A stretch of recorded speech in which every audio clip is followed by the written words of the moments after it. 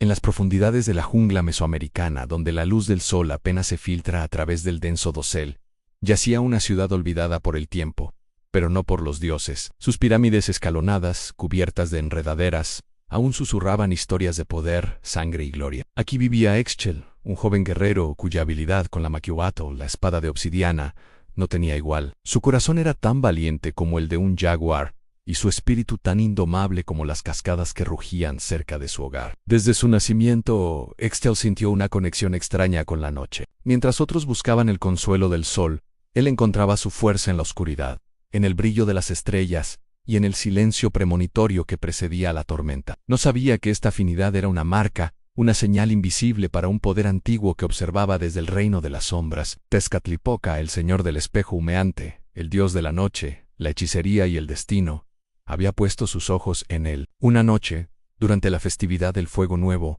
mientras la ciudad entera celebraba la renovación del tiempo, Exchel se sintió atraído por el templo de la noche, el santuario más alto y oscuro de la ciudad. Una fuerza irresistible lo guiaba, un susurro que solo él podía oír. Al entrar en la cámara sagrada, encontró el altar mayor vacío, a excepción de un espejo de obsidiana pulida, tan negro y profundo que parecía absorber la luz de las antorchas. Al acercarse, su reflejo no era el suyo. En su lugar, vio la figura de un dios con el rostro pintado de negro y amarillo, un pie reemplazado por un espejo humeante y ojos que brillaban como brasas en la oscuridad. El aire se volvió frío, y el silencio fue roto por una voz que resonó no en sus oídos, sino directamente en su alma. En Exchel, guerrero de la noche, te he observado, tu fuerza no es meramente tuya, es un eco de la mía. He venido a reclamar lo que me pertenece. Exchel, paralizado pero sin miedo, se arrodilló. Comprendió que no estaba frente a una visión, sino ante el mismísimo Tezcatlipoca. El dios continuó: en una plaga de sombras se acerca tu mundo, un hambre que devorará el sol y sumirá todo en una noche eterna. Los otros dioses duermen, ajenos a la amenaza. Pero yo, el que camina en la oscuridad, la he visto. Necesito un campeón, un brazo mortal para empuñar mi poder en la tierra. Te elijo a ti. Del espejo humeante emergió una niebla oscura que se arremolinó alrededor de Exchel. Sintió un poder increíble recorrer sus venas, una agudeza en sus sentidos que nunca antes había experimentado. Podía oír el latido del corazón de los insectos bajo la piedra y ver los caminos del viento. Su piel se endureció, y en su brazo apareció un tatuaje en espiral, la marca del espejo de Tezcatlipoca. Era una bendición, un poder más allá de la comprensión mortal. Serás mi nahual, mi avatar, proclamó el dios, llevarás mi furia. Donde pises, la noche te seguirá. Tus enemigos conocerán el verdadero terror. A cambio de este don me servirás. Protegerás este mundo de la oscuridad que viene.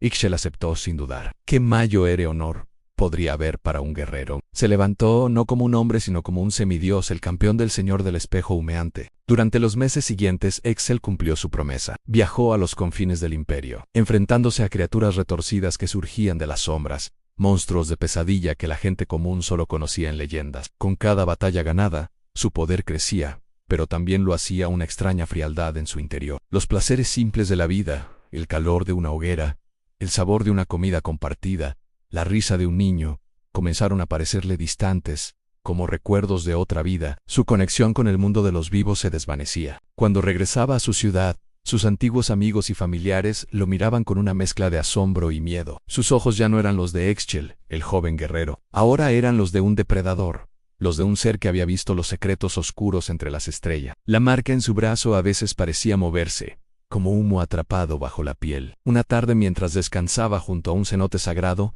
vio su reflejo en el agua cristalina. Por un instante no se vio a sí mismo, sino a Tezcatlipoca, sonriendo con una mueca cruel. Fue entonces cuando recordó las palabras que el dios no había pronunciado en voz alta, pero que habían quedado grabadas en el pacto: en cada bendición divina cobra un precio. Comenzó a investigar en antiguos códices, buscando respuestas, lo que descubrió heló la sangre que aún le quedaba de mortal. El nahual de Tezcatlipoca no era solo un campeón, era un recipient. Con cada uso del poder del dios, una parte de su propia alma, su tonali, se erosionaba, siendo reemplazada por la esencia del dios. La frialdad que sentía no era cansancio, era el vaciamiento de su humanidad. El precio por salvar al mundo era su propia alma. Tezcatlipoca no buscaba solo un campeón, buscaba un cuerpo, un ancla para manifestarse plenamente en el reino mortal cuando la amenaza final llegara. Exchel no estaba salvando el mundo para su gente, lo estaba preparando para su nuevo amo. Se dio cuenta de que había sido engañado. La plaga de sombras era real, Pero el plan de Tezcatlipoca era reemplazarla con su propia tiranía. La desesperación se apoderó de él. ¿Podría luchar contra un dios? ¿Contra el mismo poder que ahora fluía por sus venas? Rechazar a Tezcatlipoca significaría perder su poder, dejando al mundo indefenso ante la oscuridad que se avecinaba. Aceptar su destino significaría convertirse en el heraldo de una nueva era de sombras, gobernada por un dios caprichoso y cruel. Atrapado entre dos apocalipsis, Ixchel tomó una decisión. No sería ni el salvador del mundo ni el esclavo de un dios. Forjaría su propio camino. Viajó al volcán de fuego, un lugar donde el mundo terrenal y el inframundo, el Mictlán, se tocaban. Su plan era audaz y suicida: entrar en el reino de los muertos para buscar la ayuda de Mictlantecutli, el señor del Mictlán, el único ser lo suficientemente poderoso y con motivos para oponerse a Tezcatlipoca. El descenso fue una prueba en sí misma. Se enfrentó a los 9 niveles del inframundo, cada uno más peligroso que el anterior. Cruzó ríos de sangre, escaló montañas de obsidiana, y caminó a través de vientos que cortaban como cuchillos, usando el poder de Tezcatlipoca de formas nuevas y desesperadas, sintiendo como cada esfuerzo le robaba un poco más de sí mismo. Finalmente llegó ante el trono de huesos de Mictlantecutli. El dios de la muerte lo miró con cuencas vacías. Ixchel le contó su historia, la traición de Tezcatlipoca y el destino que le esperaba al mundo. Le ofreció un pacto en Mictlantecutli, lo ayudaba a sellar a Tezcatlipoca. Él, Ixchel, se entregaría voluntariamente al Mictlán, sirviendo al dios de la muerte por toda la eternidad. Su alma, aunque fragmentada, era poderosa, y sería un premio valioso. Mictlantecutli, un ser de equilibrio cósmico, vio la verdad en las palabras de Ixchel. La ambición de Tezcatlipoca amenazaba el orden natural, el ciclo de vida y muerte. Aceptó el trato. Le otorgó a Ixchel un fragmento de su propio poder, el poder del fin del silencio eterno. Armado con el poder de la noche y la muerte, la creación y la aniquilación, Ixchel regresó al mundo de los vivos justo cuando el cielo se oscurecía por completo. La plaga de sombras había llegado. En el centro de su ciudad natal, sobre la pirámide más alta, una fisura en la realidad se abría, y de ella comenzó a emerger la forma titánica de Tezcatlipoca, listo para reclamar su nuevo reino. La batalla que siguió fue legendaria. Un mortal imbuido con el poder de 2 dioses opuestos, contra el señor del espejo humeante. Ixchel era un torbellino de humo y hueso,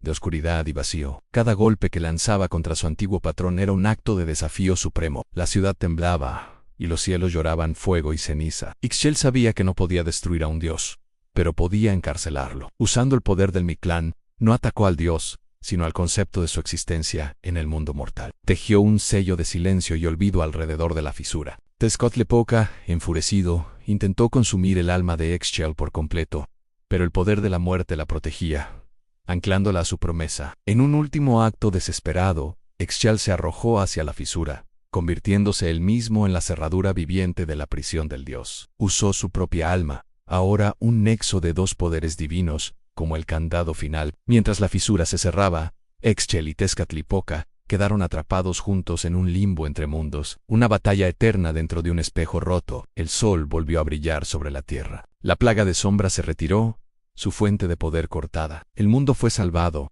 pero nadie sabría nunca el nombre de su verdadero salvador. Ixchel, el guerrero que aceptó el llamado de un dios, se convirtió en una leyenda susurrada, el guardián silencioso que pagó el precio máximo, no solo con su alma, sino con su propia existencia. Y en las noches más oscuras algunos dicen que si miras en un espejo de obsidiana, puedes ver el destello de una batalla interminable, un recordatorio de que incluso los dones de los dioses tienen un precio, y que el espíritu de un solo mortal puede cambiar el destino del universo.